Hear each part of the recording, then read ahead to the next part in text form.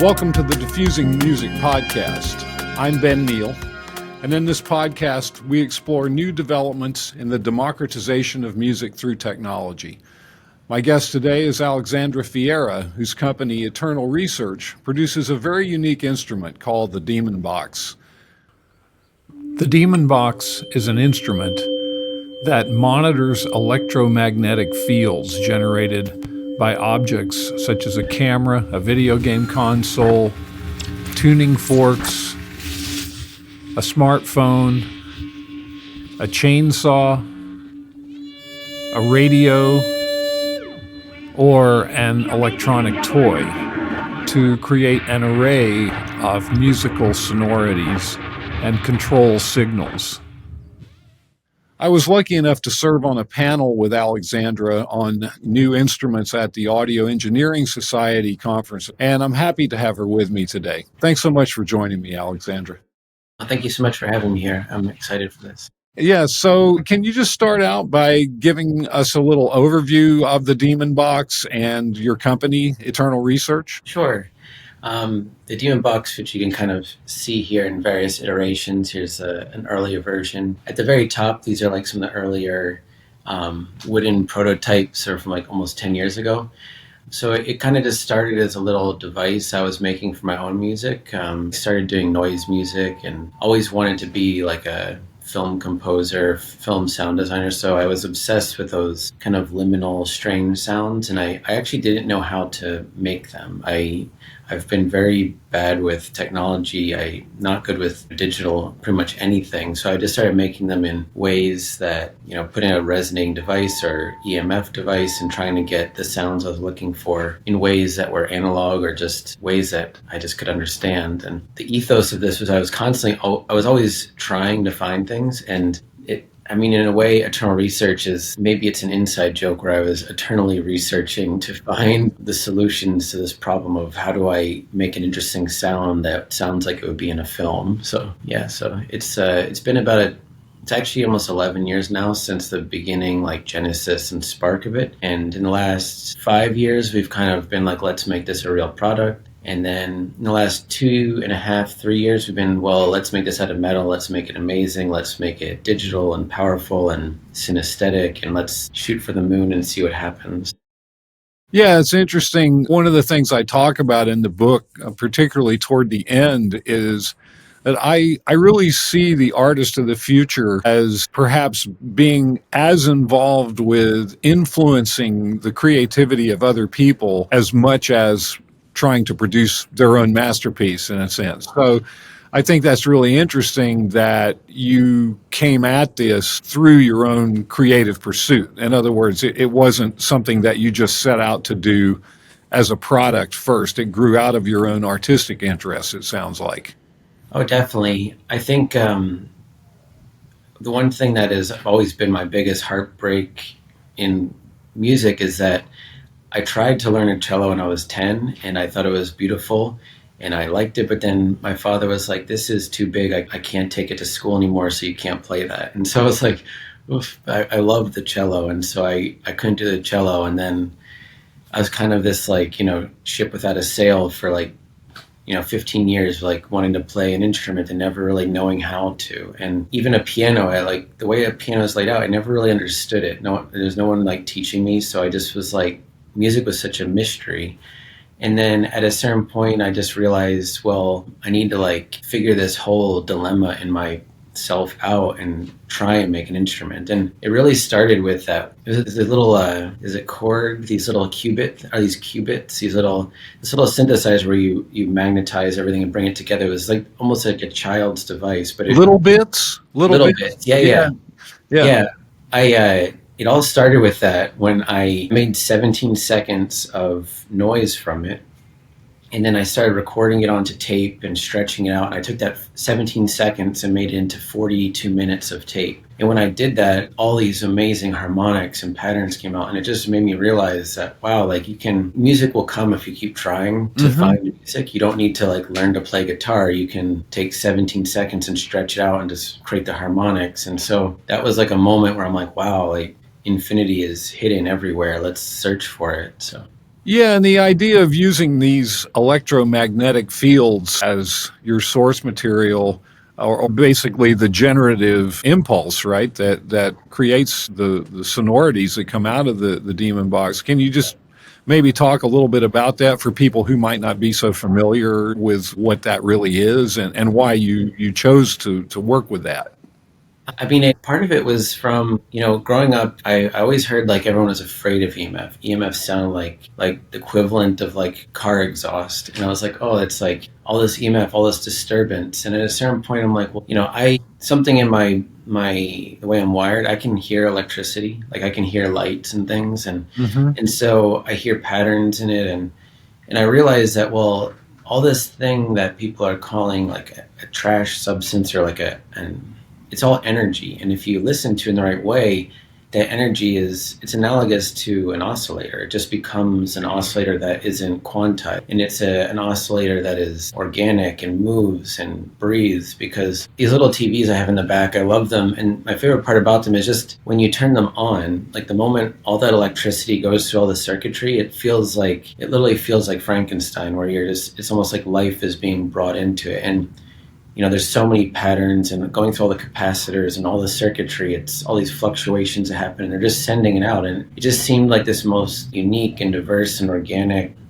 pattern that was just being sent into the earth or into the world. And I felt like, well, if I could listen to that in the right way, that would be incredibly beautiful. It was like, how can I listen to that in a dynamic way? Because there are devices where you can just like listen to EMF, and we know EMF to be like, oh, it's noise. But with the Demon Box, it was really about finding a way to amplify it in many different angles at once, create phasing, and to kind of give it a three-dimensionality that a lot of the previous devices weren't doing. Because in reality, EMF I always call it this it's like an invisible butterfly flapping its wings. It's a living thing. And to me, you have to approach the dynamics of it with 33 inductors, because, 2 is not going to hack it, because it's so dynamic. You have to be able to see it from different angles in order to appreciate it. So. Yeah, I love that idea that you chose to use that source, which is all around us all the time, right? To me, it kind of harkens back to Cage's ideas of even 4 minutes and 33 seconds, where music is potentially all around us. So you're actually bringing that to life, in a sense, something that's already there. And that I think is very much part of the theme of the book, which is really focused on the democratization of music, and also not only the participatory aspect of that, but the democratization of musical material. And so you're taking these things that are probably, no one really thinks about as being artistic, right? And then generating this new kind of potential. Now, and the Demon Box has MIDI control, right? As well as Yes. CD outs, and yeah. Yeah, I mean, it's the MIDI is something I wanted, but we really haven't really perfected it until the last few months. And to me, it's like, if this was only a MIDI instrument, it would be amazingly cool, because we're sending CC end note data. And with the CC, you can have it, work with max or jitter and do visuals, and convert it for DMX lighting. And then the same MIDI note data, you can run it through a 5-pin MIDI synthesizer from like the 80s and play it with this device. So the instrument, it doesn't only look to the future, it looks back and finds utility forward and back in all angles. And that's where, it's kind of hard for me to say it is purely an instrument. It's really a device. It's, our instrument actually doesn't make sounds on its own. It's a listening device. To me, it's closer to a radio telescope than it is a guitar or a piano. That's interesting. Were there any other kind of precursors, or either composers or technologists, that influenced you in developing this idea? Or is this something that you really just, came up with on your own? Or well, I mean, I came to music kind of late. Like, I didn't learn a piano until I was 30. I'm 41 now, but my ear has always been my instrument, just listening. I've always loved just listening to soundtracks of films, and just how sound can convey things was so interesting to me. So I spent, basically 30 years of my life just like listening, unable to play an instrument. And I think that made me realize that listening is its own instrument itself. And then, I always thought like, oh, I don't have an instrument. I don't play an instrument. But at the end of the day, I'm like, well, I did spend all this time really learning how to listen. And that itself is its own value. And I love a huge diversity of music. I love Ligeti and Xenakis and Varese. I love John Cage, and I love conceptual music. But then I also love soundtracks from John Barry, and I love pop music from the 80s. I love Michael Jackson and Madonna and all that stuff. And I just love how music can make you feel. I love Chappell Roan, and I love it. It's all, the listening experience is so interesting and enjoyable that I wanted to convey that in some way. I do in my family, my great uncle, he was an inventor, and I met him a few times growing up, and he was very inspiring to me because he invented like the household dimmer. So like I grew up, around this inventor, and he was very, charismatic and caring, and he's very kind of eccentric. He loved growing Asian pears, and then he loved travel, and he loved cultures, and then he also made this ubiquitous thing that allowed you to dim lights, and I was like, wow, that's super cool. So, I think I tried to model myself after this person that was not purely just an inventor, but someone who really could appreciate everything in the world and kind of express that in a technology. Interesting. Yeah, John Cage's father was also an inventor. Cool. Do you have a sense of what kinds of applications that the Demon Box is being used for? Like what kind of people are using it? I mean, I would imagine that this is something that is really furthering the musical expression of many people that are quote unquote non-musicians and enabling them to have their own musical output. Are you aware of what people are doing, or do you find out? Yeah. Yeah. There's, it's not publicly for sale and shipping like tons of units now. We just have a few that we've been working with, and we've been lending them to people. We've been doing demos in the office here. Okay.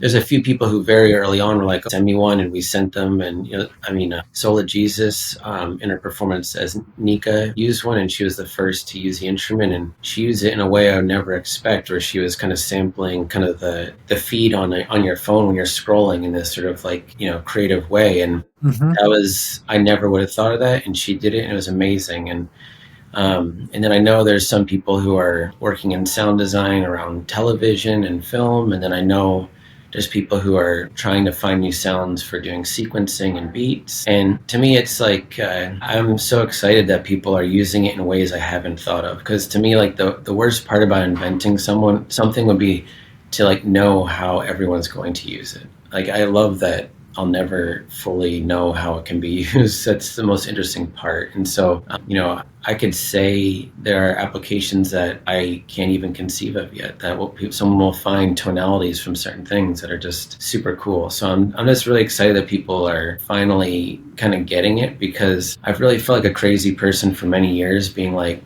trust me, this thing will be really cool. It's about listening for things and turning them into different frequencies. And trust me, it's going to be interesting. And so it's really cool to just see people find like a interest in it and be like, oh, I can apply that to my own thing. Oh, I can't wait to use that on my stuff. It's meant to be as ubiquitous in a sense as a guitar. A guitar can be used in everything. It can be used like Paco de Lucia, and it can be used on Pink Floyd. So I wanted to make something that was as, potential in all directions. Well, this seems to really lend itself to that because of its open-ended way in which it can really take any input, and then you have all these different types of outputs that it can generate. So it seems like a great example of the kind of thing that I talked about in the book.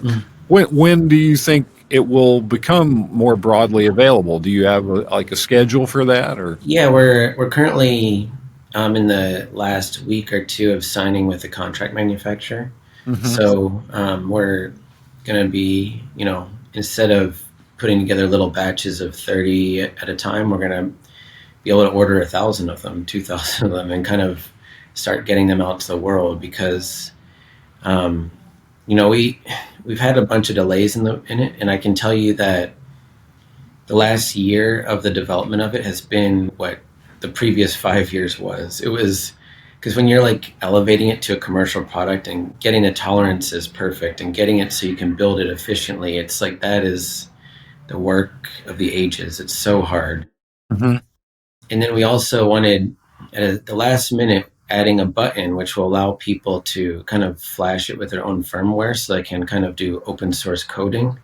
So you'll be able to go in and, put in different expressive outputs. If you want the MIDI to do something, there's a library where you can bring the coding and kind of have the output of the demon box do kind of more of a custom thing. And I felt that was really important, even though it delayed us, because at the end of the day, like I want this instrument to be just as interesting in 10 years as it is today, even in 20, and kind of how it's so reliable, so good that people will never have a doubt that this is something that they want around them. Because I really do value people's time and money, and I just like wanted to make something and that was worth that. And that's right. We've taken more inspiration from like medical devices and astrophysics, because the tolerances are so tight where you have to like have it work every time in weird environments. Mm-hmm. That was something I really wanted to bring to the table with this. What sort of team were you working with to develop it? Bryn is our longtime, collaborator. We sort of started the company in our Brooklyn apartments, and she's kind of the electrical engineer behind it and kind of solving the conceptual problems and turning them into like practical. How do we do the preamps? And then anytime we hit a roadblock, we usually just start researching like, well, who can help us do this? And then we just make a bunch of phone calls and find someone who can do coding, who can help us activate the digital side. Oh, we need a processor that can like really do this. And then, let's find a place. And it was really just every roadblock became an opportunity to not just solve that roadblock, but find new people who could bring it together. The prototypes are up here. Like this is like earlier on, and somewhere after that, I was told that when you make an invention, you don't actually have to build a prototype to do it. You can do a drawing. And I'd always thought you had to physically build it. So to me, my own person was the limit of it. And then at a certain point, I was told that, no, you can just conceive of it and draw it. And at that point, it was like a Pandora's box open. It's like, wow. So you can just conceive of the craziest thing and just find people to put it together, and then it becomes that. And I actually really started to enjoy the process when I realized that it's far more interesting to find people to make something than just like have yourself be the absolute limit of it. So yeah, you started with those prototypes that you have up behind you there. So I guess you were just kind of roughing those together yourself. Oh yeah, I at one point called it my Home Depot orchestra. I'd be sawing in my apartment and gluing things together, and it was pretty nuts. And anyone I brought over, they're like, "Oh, can you vacuum?" It was like sawdust everywhere. It was pretty nuts. But at a certain point, I realized that in order for it to become something more interesting, I needed to bring other people in. And so finding an industrial designer who could help us like logistically make it out of metal or out of plastic or out of something else other than wood, and then could find a shape for it. And we went through so many iterations of, I kind of knew that it would be triangular at a certain point. But even when it's a triangle, it's like, what are the angles? What are you making it out of? It's this whole. How did you decide that? What made you know that it would be a triangle?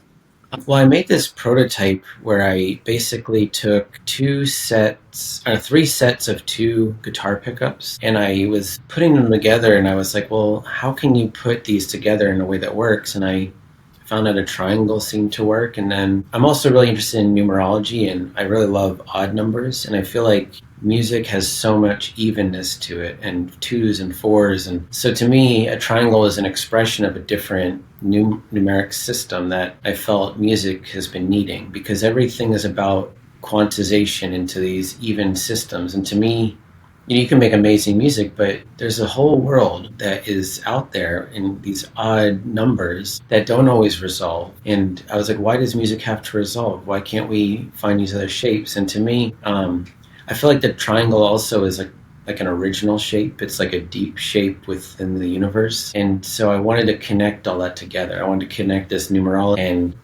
we could have put this in a rectangular box and maybe have had it out by now. But the thing is, I wanted people to approach it from this different numerology. I wanted people to feel like 3 is just as interesting as 4, and that 7 is just as great as 6 and 8. And it was about like repositioning value systems in a more universal way, because at the end of the day, the universe doesn't care what, in the same sense that we do, that like a 2 is more important than a 3. The universe like treats all numbers and all things equally. So why don't we approach this device that way? And in doing that, I was like, well, a triangle feels like an approach, because I didn't really want there to be a left and a right on it. I wanted it to be, an object. That's fascinating. Yeah, I'm also really interested in numbers and their implementation in music. And I study with Lamont Young, who's very much involved with just intonation, pure tuning based on ratios. And yeah, the 3 in music, if you think about the 3-to-2 ratio, the perfect fifth it's kind of a universal in music around the world that, we find recurring over and over again. And then the 7, of course, in the terms of the harmonic series, is the blue note. It's the blues 7th, the flat 7th, that really has this kind of soulful, bluesy sort of sound. So I'm with you that 3, 7, the odd numbers are really, they're powerful. And even in terms of rhythm, if you are using only duple rhythms, things tend to be much more square. If you think about swing and jazz, it's all based around subdividing beats into 3s, or even time signatures where you have a 3/4 and then you put a 2 against that. Then you get these really interesting kind of polyrhythms and cross rhythms. So that's fascinating that you thought about that. One of the other things that I'm really interested in the book too is just this whole notion of how musical ideas and technological ideas are very connected, and sometimes one leads the other. It seems that your instrument is something that really is very much connected to this kind of noise sensibility. But I just wonder if you have any other thoughts about that, kind of the relationship of the artistic part and the technological part. You talked about that a little bit at the beginning with how you evolved, but if you have any other thoughts about just how these things are moving forward, how you're seeing that and from where you are. To me, it's no surprise that Einstein played violin. I don't think he would have even been able to understand the universe if he didn't have music in his mind. And there's also a connection to it, because I've made different types of instruments as well. And when it comes to like the resonant frequency of something, if you have as a piece of wood, its resonant frequency is one thing. And if you were to cut that in half, its resonant frequency changes, and it's relative to the mass of the wood and the density. So there alone is already a sensibility between science and music, that resonant frequencies change depending on the mass of something. Mm-hmm. So just that connection alone, it spawns from music, it spawns from science. And I feel, when someone is operating and expressing themselves, even scientifically, in a way that's very, on point and very elegant, like it does kind of resemble music. I feel like whenever people are doing something in a very, virtuosic way, it becomes musical in a sense. Whether that's someone playing, baseball, or someone surfing, or someone's doing anything, it can always just feel like music, because music is about commitment to a type of action and a belief that from that action something new will come from it, I think. And so, I think science too, when all of these, golden age scientists, when Newton locked himself in a room for 6 months, I didn't think he did it without the idea that maybe something could come of that. And it's like he started learning about light and seeing light, and he was probably tearing apart light, and it was probably in his mind, like witnessing being in the presence of a great composer, just to see light pulling apart. And so there is this kind of chiasmus of sound and light and music and science. It's just the prejudices of the English language keep us from thinking so half the time. Yeah.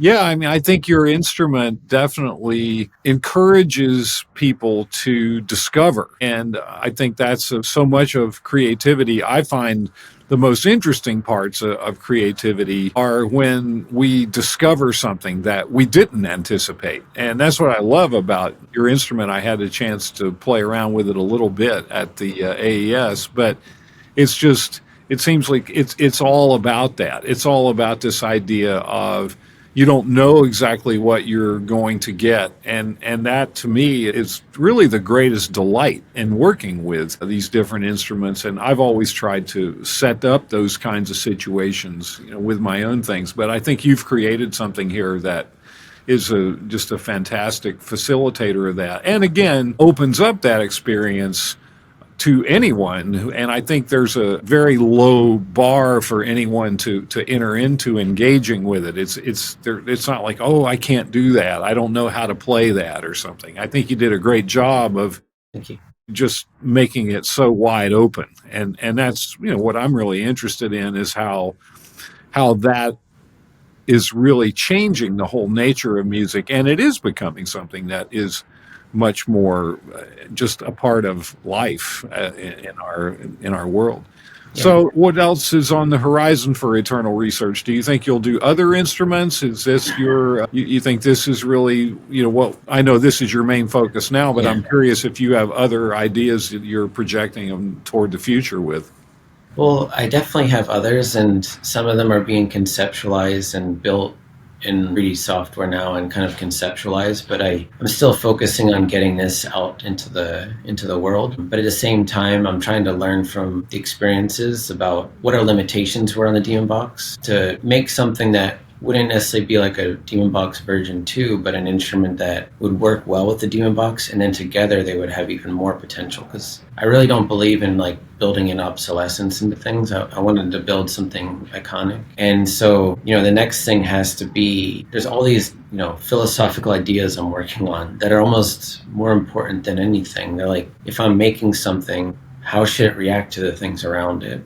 Like that to me is, and really thinking about that, because I want the most potential to come from the least amount of everything at all times. So right now there is that. And I'm also, in June, I'm going to be starting a recording project. It's been about 5 years since I made an album. And the last album I made, I was using mostly the old prototypes. And so I'm going to kind of revitalize my music project and going to the studio with a really great team of people and really just seek some limits and do a lot of recording experiments on these huge mixers and have many signals coming in, and really just in my own way search for certain potentials that I feel like could be something of a roadmap, an exciting roadmap for others, to inspire them to do things too. Because at the end of the day, it was, the moments of discovery that made me excited, and I don't ever want to lose that. I want to, kind of go back to it after all this time and, see what I can discover after all I've learned. Because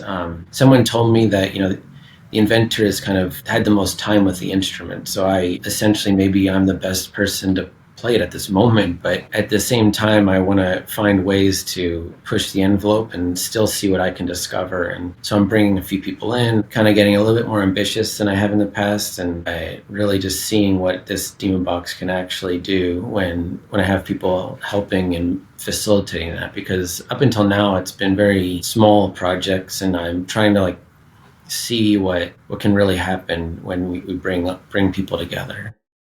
I think that's fascinating, and again ties into this idea that I really see people like yourself as being the future of music, in the sense that you're going to create your own work, your own artistic, creative work using your instrument, but then you're also enabling other people to create with it and essentially shaping their creativity, even though it's very wide open what they do with it. But you're creating this construct to influence and affect others' creativity. At the same time, you're producing your own work. And I think that's just a wonderful model that we'll see more and more people beginning to approach, but you're doing it at a wonderful level. Thank you. I think that's all I have. Thank you so much. Alexandra Fierra, the founder of Eternal Research and the Demon Box. It's been really great talking with you today, and really appreciate it. I really look forward to seeing how the whole rollout unfolds and hearing your next creative project.